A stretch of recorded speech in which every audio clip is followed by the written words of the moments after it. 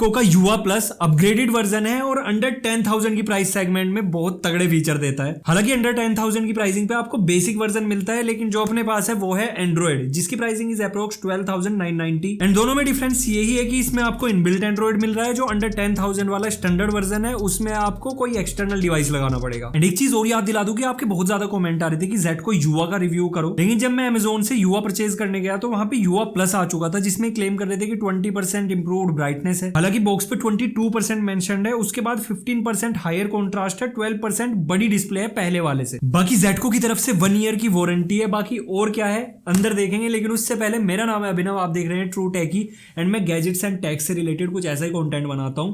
नए हो चैनल पे तो सब्सक्राइब कर लो। तो इसको खोलने के लिए इसकी जरूरत पड़ेगी। तो सेफ पैकेजिंग में आता है, 2 कंपार्टमेंट है। एक में है इसका प्रोजेक्टर, जिसके नीचे एक वारंटी कार्ड जहां पे सारी टर्म्स एंड कंडीशन है, एंड देन इसका QR based user manual, paper saving. उसके बाद दूसरे कंपार्टमेंट में आपको सबसे पहले AAA बैटरीज फ्री वाली। एंड यार ये चीज मस्त है, क्योंकि इस टाइप का रिमोट आपको 25-30 हजार वाले प्रोजेक्टर के साथ भी देखने को नहीं मिल रहा, लेकिन Zetco के साथ मिल रहा है। और हाँ, चलता कैसा है वो आगे देखेंगे।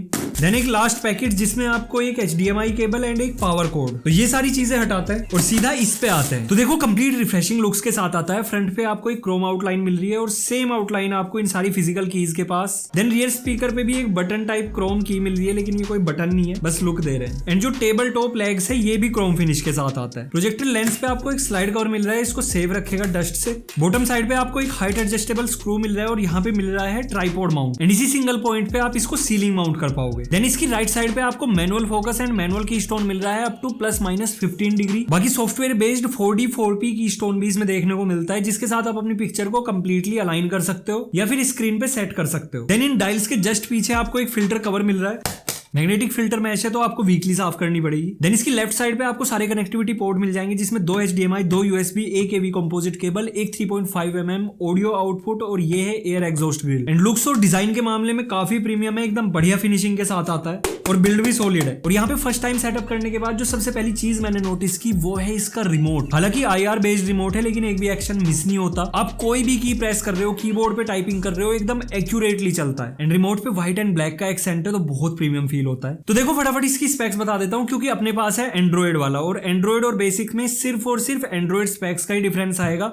तो यहाँ पे आपको Android 9 out of the box मिल जाएगा, 1 GB रैम के साथ 8 GB की इंटरनल स्टोरेज, MediaTek का 5862 quad core CPU with Mali G31 GPU, single band 2.4 GHz का wifi with Bluetooth version 5.0। And यार मैक्सअप शेयर ऐप के साथ जो स्क्रीन मिररिंग है वो बहुत ज्यादा स्मूथ है, आपको कोई भी फ्रेम ड्रॉप नहीं मिलते। इवन जो क्वालिटी है वो भी हाईएस्ट मिलती है। एंड इसका एक रीजन ये भी है कि ये कास्टिंग करता है ना कि मिररिंग। तो जब आप कोई भी वीडियो प्ले करोगे आपके फोन में वो वीडियो नहीं चलेगी, लेकिन स्क्रीन पे चल जाएगी। एंड किसी भी एंड्रॉइड प्रोजेक्टर पे इतना स्मूथ एक्सपीरियंस नहीं रहा जितना युवा प्लस पे रहा है स्क्रीन कास्टिंग का। एंड इसका जो UI है वो काफी ज्यादा स्नैपी है, कोई लैग्स नहीं आते, बहुत स्मूथली आप ऐप का ट्रांजिशन देख पाते हो। यूट्यूब मैक्सिमम 1080p की आउटपुट देता है, लेकिन नेटफ्लिक्स प्राइम या अदर OTT प्लेटफॉर्म्स पे आपको मैक्सिमम 480p का रिजोल्यूशन मिलता है। रीजन इसकी वाइडवाइन L3 लाइसेंस ही देखने को मिल रहा है। लेकिन अगर आप कोई भी एक्सटर्नल डिवाइस, जैसे हमने यहाँ पे Fire TV stick 4K max connect की, तो मैक्सिमम 1080p 60 हर्ट्ज का रिजोल्यूशन सपोर्ट करता है। एंड यहाँ पे जो नेटिव रिजोल्यूशन है वो भी 1080p एट 60 हर्ट्ज का ही है। 120 इंचेस का स्क्रीन है एंड ये प्रोजेक्टर 490 NC लूमेंस की ब्राइटनेस ऑफर करता है। डार्क कंडीशन में आपको बहुत बढ़िया सिनेमैटिक एक्सपीरियंस मिलता है,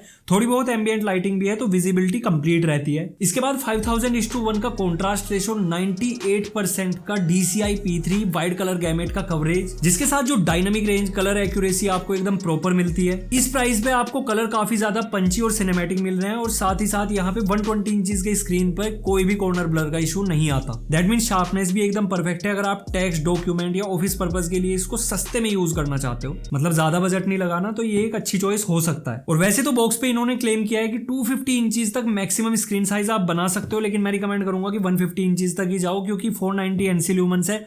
ज्यादा बड़ी स्क्रीन बनाओगे स्क्रीन बन जाएगी, लेकिन ब्राइटनेस की डार्क सीन्स में आपको थोड़ी बहुत कमी महसूस होगी। लेकिन 120 इंचेस से 150 इंचेस तक का स्क्रीन साइज साइज एकदम परफेक्ट है, डार्क कंडीशन में आपको कंप्लीट सिनेमैटिक फील आ जाएगा। और मैंने आपसे बोला कि थोड़े पंची एंड एक्यूरेट कलर मिलते हैं, एंड इसका one of the main reason ये है कि ये LTPS LCD डिस्प्ले के साथ आता है, कोई नॉर्मल LCD डिस्प्ले नहीं, दैट्स वाई थोड़े कलर पंची ही आते हैं। और बाकी जो प्रोजेक्टर के अंदर LED लैंप है उसकी लाइफ ये क्लेम करते हैं 50,000 आवर, जो कि मोर देन इनफ है। अगर ये 30,000 आवर भी चलेगा तो 6-7 साल से पहले तो कहीं नहीं जाने वाला। देन यहाँ पे ऑडियो के लिए 5 वोल्ट का इनबिल्ट स्पीकर मिलता है, सैंपल सुनो।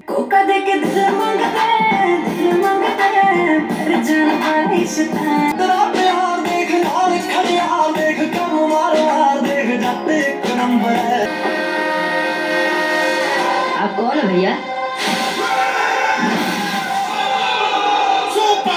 एंड इस स्पीकर की आउटपुट स्मॉल रूम के लिए डिसेंट है, लेकिन अगर आपको कोई होम थिएटर हेडफोन कुछ भी कनेक्ट करना है तो 3.5 mm जैक भी है।